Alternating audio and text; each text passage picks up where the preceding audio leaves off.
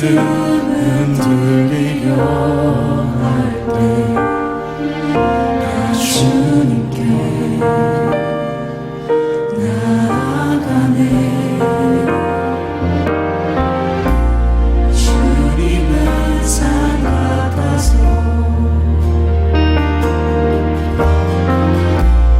여전히 그 자리에 계셔. 눈을 뜨면 보이리라 나 위한 그 사랑. 주는 나의 도움이시며 주의 계획 영원하시네.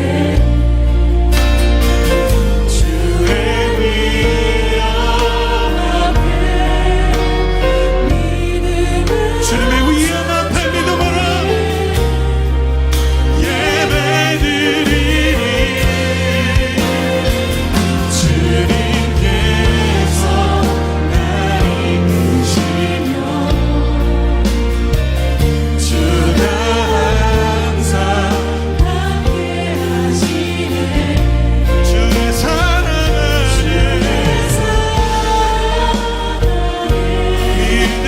믿음으로 순종해 예배드리리. 영원히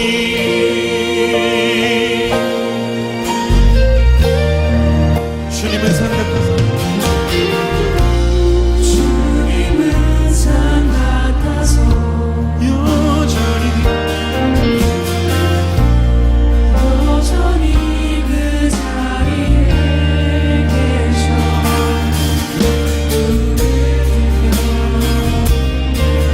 보이리라 날 위한 그 사랑. 주는 나의 도움이시며 주의 계획 영원하시네. 주의 위엄 앞에 믿음으로 순종해 예배드리리. 주님께서 나를 이끄시며 주가 항상 함께하시네. 주의 사랑 안에 믿음으로 순종해 예배드리리. 여러분들만 주는 나의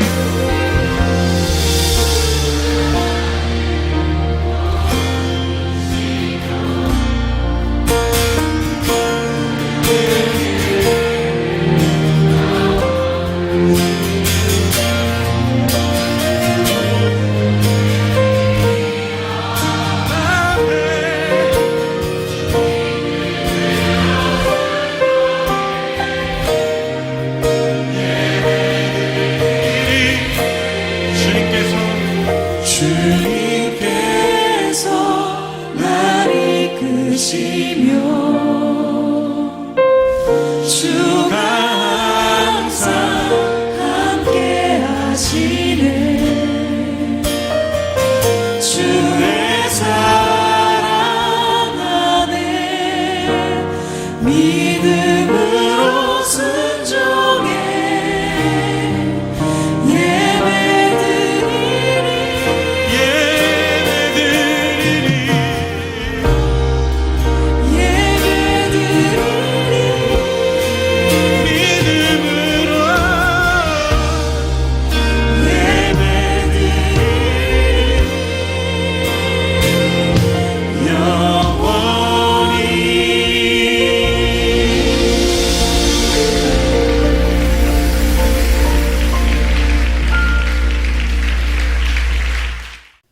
사사기 9장 1절부터 15절 말씀.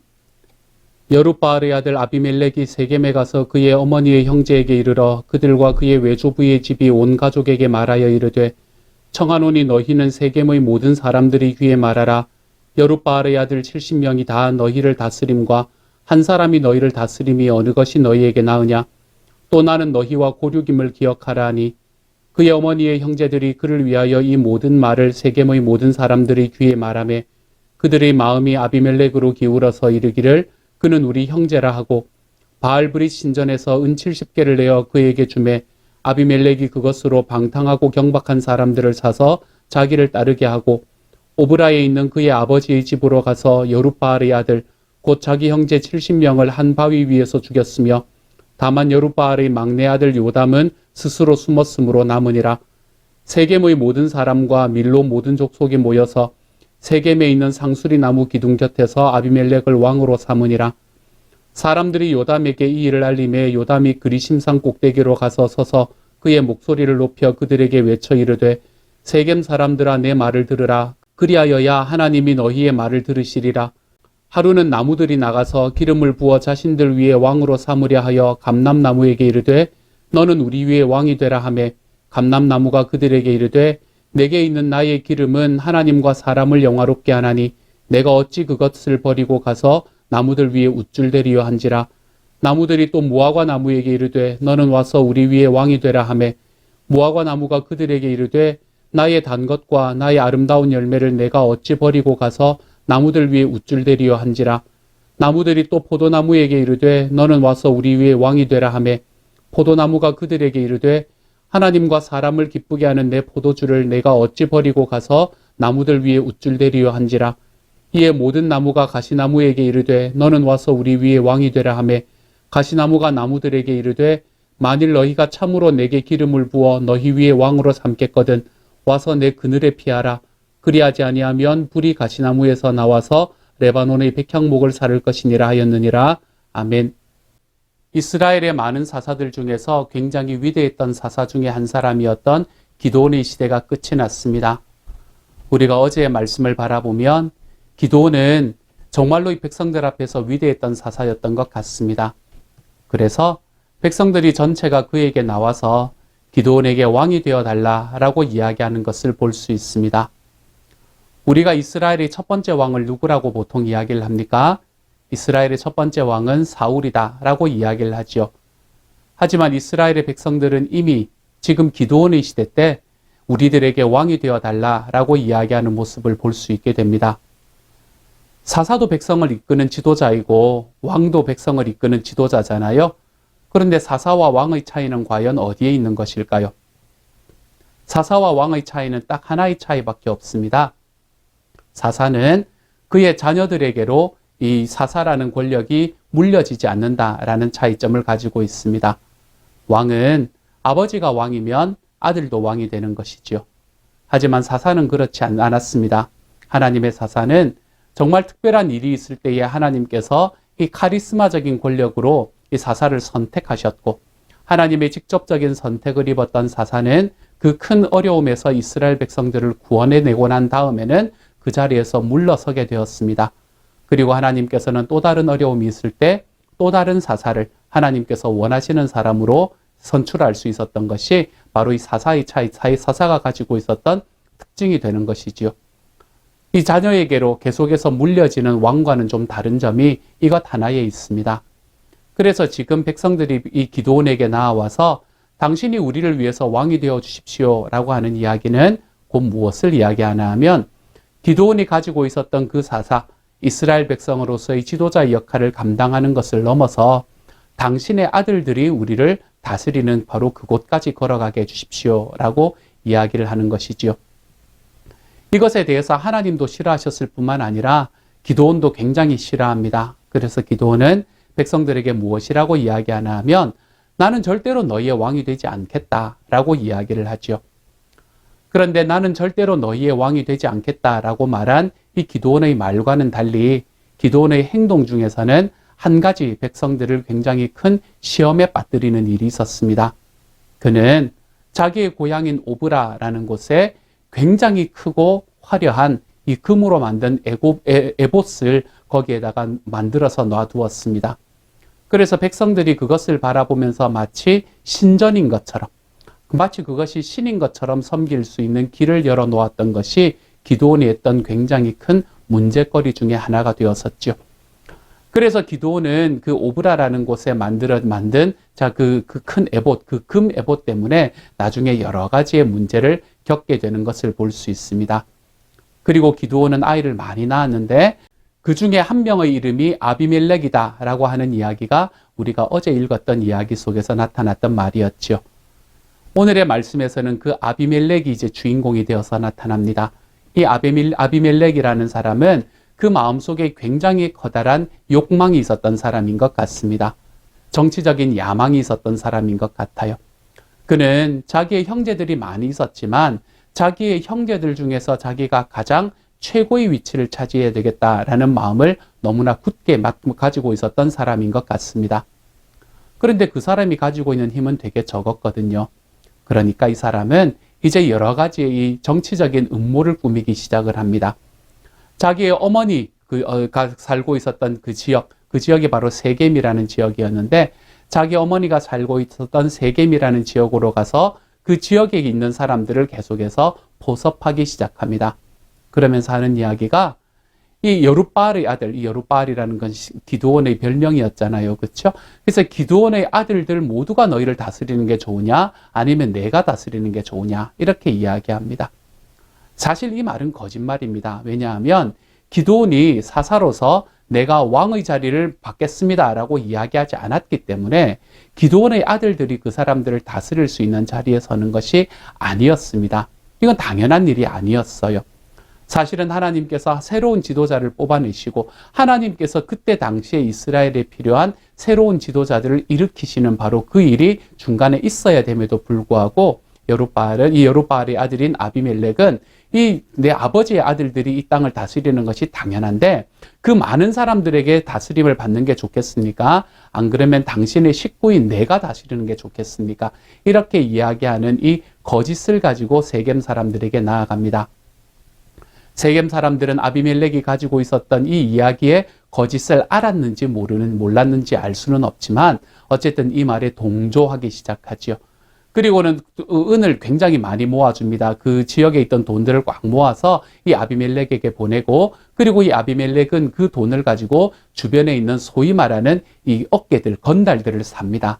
그리고는 그 건달들을 자기의 사병으로 이렇게 삼고 난 다음에 이제 주위 사람들 그리고 자기 아버지의 아들들을 다 죽이는 일을 하게 되죠. 한 명만 제외하고는 말입니다. 이렇게 아비멜렉이라는 사람이 자기 형제들을 다 죽이고 자기가 이스라엘의 소위 자칭 왕이 됩니다. 그러므로 우리는 이스라엘의 첫 번째 왕이 누구냐 하면 이야기가 조금 힘들어지기 마련입니다. 하나님께서 말씀하시고 하나님께서 세우신 첫 번째 왕은 사울이지만 자칭 자기가 왕이라고 선 사람은 이 아비멜렉이라는 사람이 가장 먼저였기 때문입니다. 그런데 이제 그런 과정 속에서 아비멜렉이라는 사람이 왕의 역할을 감당을 하고 있었었는데 왕의 역할이 어떤 건지도 잘 모르고 그리고 자기의 정치적인 야심에 가득 차 있는 사람은 백성들을 다스리는데 왜 따뜻하게 다스리는 것은 불가능한 일이었을 거 아닙니까? 그렇죠? 그렇기 때문에 그 사람이 다스리는 그 다스림의 그 통치 방식에 많은 사람들이 좀 힘들어했는 것 같습니다. 그래서 어느 날 이제 마지막 남아있던 이 기드온의 아들이었던 요담이라는 사람이 이제 그 백성들의 마음을 보고 이제는 내가 한번 나서볼 때가 되었다라고 생각했던 것 같아요. 그래서 그리심산이라는 곳에 올라가서 백성들에게 이야기를 하기 시작을 합니다. 그 이야기의 내용이 어떤 내용이었나 하면 이제 이 숲에 있는 나무들이 한 나무들에게 이제 각 그 나무들 중에 몇 나무에게 너가 우리의 왕이 되어 달라라고 이야기를 했는데 첫 번째는 무화과 나무에게 가서 질문을 하니까 너가 우리의 왕이 되어 달라라고 이야기하니까 무화과 나무는 내가 맺는 이 모든 열매는 하나님과 사람들이 쓰기 위해서 맺는 건데 내가 어떻게 그 위에 올라가서 거들먹되겠느냐라고 이야기를 했다고 합니다. 그리고 난 다음에 감람나무에게 갔죠. 그랬더니 감람나무는 내가 맺는 이 기름들은 하나님을 거룩해 하고 사람들이 사용하기 위해서 필요한 건데 내가 어떻게 사람들 위해서 거들먹되겠느냐라고 이야기를 합니다. 그랬더니 마지막으로 누구에게 가서 이 왕이 되어 달라라고 이야기하나 하면 가시나무에게 가서 왕이 되어 달라라고 이야기하지요.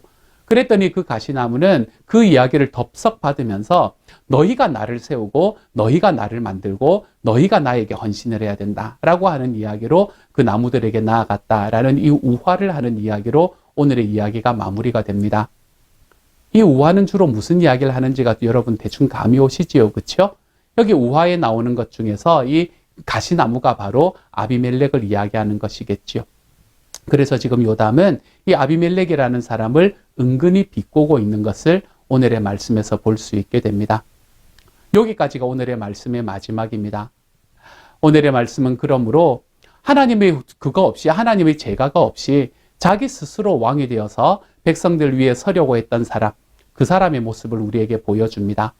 이러한 사람의 모습이 올바른 모습이었습니까, 여러분? 아니면 올바르지 않은 모습이었습니까? 하나님의 말씀에 어긋나서 하나님의 말씀에 제가를 받지도 않고 내가 사람들을 좀 이끌어 보겠다. 내가 사람들 앞에서 내가 리더십을 발휘해 보겠다라고 이야기하면서 나아가는 사람. 그 사람이 바로 오늘 말씀이 이야기하는 아비멜렉이라는 사람이라고 우리는 볼 수 있게 되지요. 그런데 이 요담이라는 사람은 이 아비멜렉이라는 사람을 가시나무에 비유하면서 이 가시나무가 아닌 다른 나무들이 왜 나무들의 왕이 되지 않았는가라는 것을 우리에게 분명하게 이야기해 줍니다. 무화과 나무라든지 감람나무라든지 어쩌면 이 다른 나무들의 왕이 될 수 있을 만한 그 나무들은 자기들이 가지고 있는 것이 하나님이 사용할 만하고 사람들이 사용하는 것이라는 것을 너무나 분명히 알고 있었습니다. 그렇기 때문에 이들은 자기는 존재하는 이유가 하나님과 사람들을 위해서 존재한다라는 것을 너무나 분명히 잘 알고 있는 사람이었죠. 주변에 있는 사람들이 나를 섬겨야 된다라고 이야기하는 것이 아니었습니다. 주변에 있는 사람들이 내 감정과 나의 생각을 맞추어야 된다라고 이야기하면서 하는 그런 사람의 모습이 아니었어요. 내가 가지고 있는 것은 하나님이 사용하시기 위해서 내가 가지고 있는 것이고 사람들이 나를 마음껏 사용하기 위해서 내가 가지고 있게 되는 것이다 라고 이야기하는 것이지요. 저는 저와 여러분이 살아가는 삶도 이러한 삶이라고 생각합니다. 하나님께서 저와 여러분에게 주시는 것, 우리가 가지고 있는 소유와 우리가 가지고 있는 능력의 이유는 무엇인가 하면 우리는 그것을 가지고 하나님께 사용받고 사람들이 나를 마음껏 사용하도록 내어버려 주는 것, 우리를 이렇게 그 사람들에게 내어주는 삶으로 나아가는 것, 그것이 하나님께서 우리에게 무언가를, 우리에게 소유와 능력을 주신 이유가 되는 것입니다. 그러므로 우리는 우리의 소유와 능력이 있다는 자체로 우리가 뽐내며 살아갈 필요가 없습니다. 또는 우리가 가지고 우리가 소유하고 있고 우리가 능력이 있다는 것이 내가 다른 사람들을 마음껏 좌지우지할 수 있는 그러한 근원이 될 수 있는 것도 아닙니다. 우리에게 주어진 것은 내가 하나님께서 나를 마음껏 사용하기 위해서 하나님께서 나에게 주셨다. 이것을 좀 기억하십시다. 내가 하나님께로부터 받은 것은 사람들이 나를 마음껏 사용할 수 있도록 하나님께서 나에게 그것들을 허락해 주셨다라는 이 사실을 좀 잊지 마십시다.